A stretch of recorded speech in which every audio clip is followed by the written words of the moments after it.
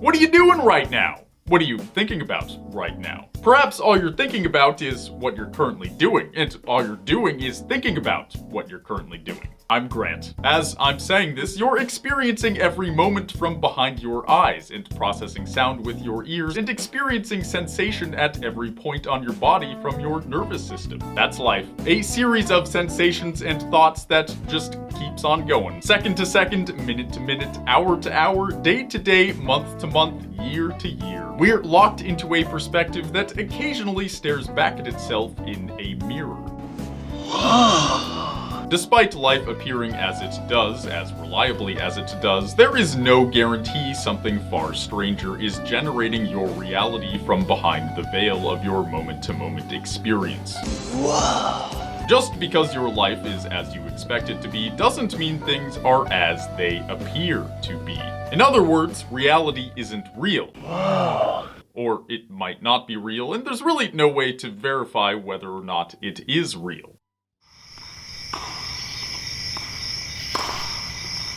If you're confused, great! Doki Doki Literature Club has plenty to say about what I just laid down. You just don't know it yet. This idea has been explored deeply in philosophy across the ages, and even in movies like The Truman Show. Just as Truman Burbank's life was realized to be just entertainment for the masses, so too did philosopher Rene Descartes entertain the possibility that his life was merely the product of an evil demon making his life appear as it was. He wrote, "I shall think that the sky, the air, the earth, colors, shapes, sound, and all external things are merely the delusions of dreams which he has devised to ensnare my judgment. I shall consider myself as not having hands or eyes or flesh or blood or senses, but falsely believing that I have all these things." Then there's last Thursdayism, the idea that the universe was created last Thursday and only appears to be billions of years old. All the planets, fossils, people, and memories you have were merely put in place in such a state that seamlessly gives the impression of a place that is far older than it really is. I'm sure you'll be happy to know there's no way to disprove any of these ideas. Because if the illusion is perfect, any science experiment or test could be fooled by the one who's really in control to make you believe this is all as old as it seems. So there's that! I hope you're having a good day, lovely viewer. And if you're having a bad day, just remember that everything is as the creator wants it to be. No, not you, Monika. You're fictional. There's no way you created this universe, because this is real, although I guess there's no way to know for sure.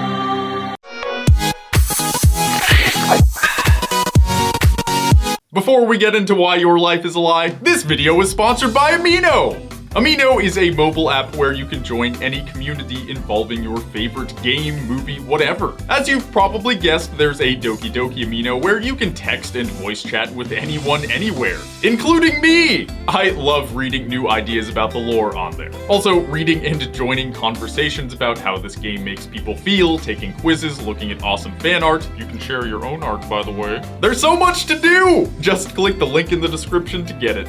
You'll love it. Doki Doki, with its talks of mental health and crazy awesome lore, is the perfect game to have a community around. So why not join the party? Download Amino right now by clicking the link in the description so you can follow the Treesicle account, talk with us, and answer our poll about reality. Would you be cool with Monika controlling your world? Sounds interesting to me.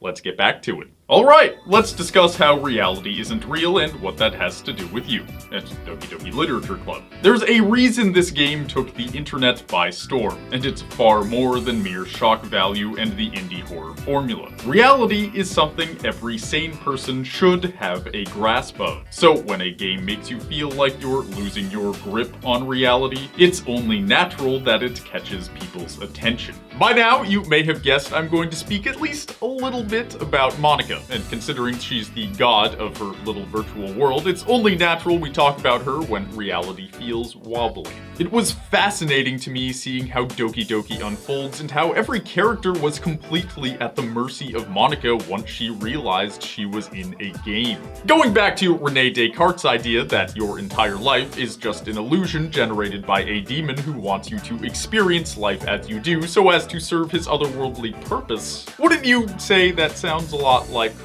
Monika? Maybe Descartes was the original best girl. I think Therefore I Am would make a pretty sweet basis for a Doki Doki poem. I think, therefore I am, but my thoughts are ones and zeros. So am I what I am? Or a computer program? My head hurts.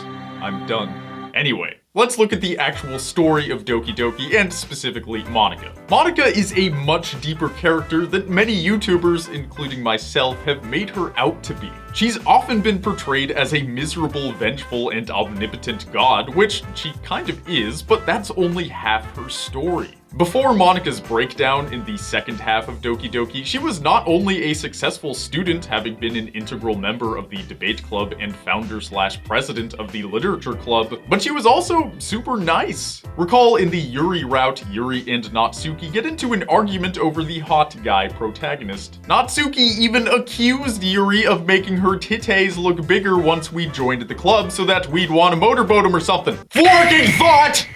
The drama is palpable. Sayori even tries to interject to soothe the situation, but is told to get out of there because this isn't about her. It's not until Monika comes in with her worldly wisdom and says, Natsuki, I think that's enough. You both said some things that you didn't mean. That the tense situation is resolved. If Monika is such a harbinger of chaos, why is she playing therapist here? The answer comes from Monika's past, a past we often neglect to look at when we discuss this game. Monika was initially an important member of the debate club before the events of this game. The debate club was the largest club at the school, but eventually she couldn't handle the politics and BS involved. That's why she left and started the literature club, hence playing therapist. She created this club to distance herself from drama. She wanted less chaos in her life, not more. However, over the course of the story, it becomes clear Monika was aware this was just a game all along. So if she wanted power and influence, why not use her knowledge and reality shifting abilities to make the debate club as she wanted? Why make an entirely new club? She could have manipulated everything just as she did in the events of Doki Doki, but she didn't. She went to the effort of starting a new club. It's as though she was more interested in genuine human interaction than in just having everything she wanted with the rewriting of some files. Monika had a good side, a side that wanted to create something for herself and others to enjoy. But then, something happened. Our story began.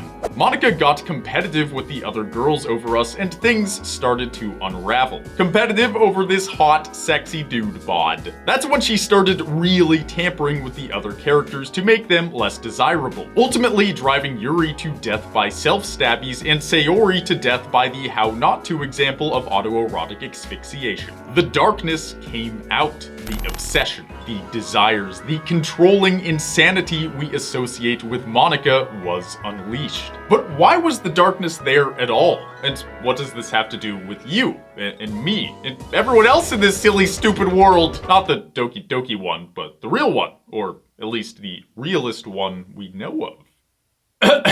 I'll answer that question with two more questions. What if you saw the world as an illusion like Monika does? What if you took René Descartes' thought experiment a little too seriously and saw the world as an illusion generated by an evil entity that wants to control you? Not sure why Descartes chose a demon to be the ruler of his false world, but so let's assume it's a more benevolent entity, even a neutral one. A different ruler, but still a ruler nonetheless. And while an understanding that you're in an illusion could be distressing, if the illusion was going your way, it wouldn't be hard to go with the flow. If life is good, who cares what life actually is? If Neo wasn't about to be fired, you think he would have picked the red pill? Hell no! Mr. Anderson would still be Mr. Anderson if he was banging cheerleaders on the coast of Hawaii! Mr. Anderson took the red pill because his life sucked. However, there can be pros to living in an illusory reality even when things are going wrong. Let's get more existential than we already are. When you're, say, I don't know, maybe a self-aware 18-year-old that lives in an anime fantasy, you're detached enough to remove your feelings from any situation and therefore be an objective source of insight. You don't see things as all-consuming and so important that stress, anxiety, and irrational feelings take over. When your friends are arguing over some stupid boy, like we mentioned earlier, you have the understanding that people say things they don't mean when they feel threatened. When politics are taking over the once lovely debate club, you'd rather leave than get sucked into an exhausting power struggle. You have the ability to become detached from your emotions and the world around you because you know it isn't real. But that idea of detachment can be as much of a pro as it is a con. Of course, that idea of detachment and the profound insights that come from it can only take you so far. Detachment carried Monika to impressive heights in the school's social circles and helped her become a talented poet. She's always giving writing tips of the day, a couple of which are legitimately helpful if you want to get better at writing. One is even a long paragraph about what it takes to become a great writer. It's a fantastic and deep telling of what it means to obsess over your work while sometimes hating it with a bunch of practical tips sprinkled in. She says, "Sometimes when I talk to people who are impressed by my writing, they say things like, 'I could never do that.' It's really depressing, you know? It pains me when people think that being good just comes naturally. When you try something for the first time, you're probably going to suck at it, but that tends to happen when you're always comparing yourself to the top professionals. When you reach for the stars, they're always going to be out of your reach, you know? The truth is, you have to climb up there, step by step. And whenever you reach a milestone, first you look back and see how far you've gotten, and then you look ahead and realize how much more there is to go. And it just keeps going. I wish I had time to read the whole thing.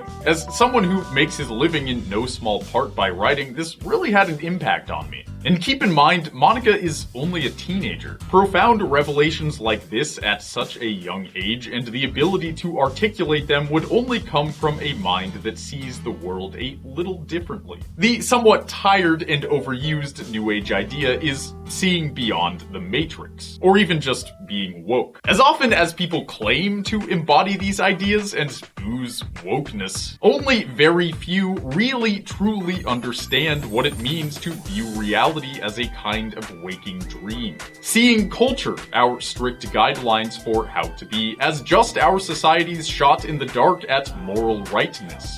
Nothing is really official. As a wise man named Ezio once said, nothing is true. Everything is permitted. Monika started the literature club to make authentic connections to the world she saw as no more than a dream. But she gave up too soon and gave into bitterness. That's why everything turned into a nightmare. What was once a gift was now a curse. Don't be like Monika. Or perhaps be like Monika wished she could be. In the closing song, Your Reality, Monika writes, "How can I write love into reality if I can't hear the sound of your heartbeat? What do you call love in your reality? And in your reality, if I don't know how to love you, I'll leave you be." Normally, I like to tie a bow on things, but this time I wanted to leave it a bit more open-ended so you can form your own opinions on reality, both Doki Doki Literature Club's and our own. Who am I to tell you what reality is when I know no more than you do? What I do know is, if you want to talk about it, I know the perfect place. The Doki Doki Amino! Links in the description. My username is Treesicle. Come say hi and tell me how your reality is different than mine. I'm Grant. That's all I've got for today.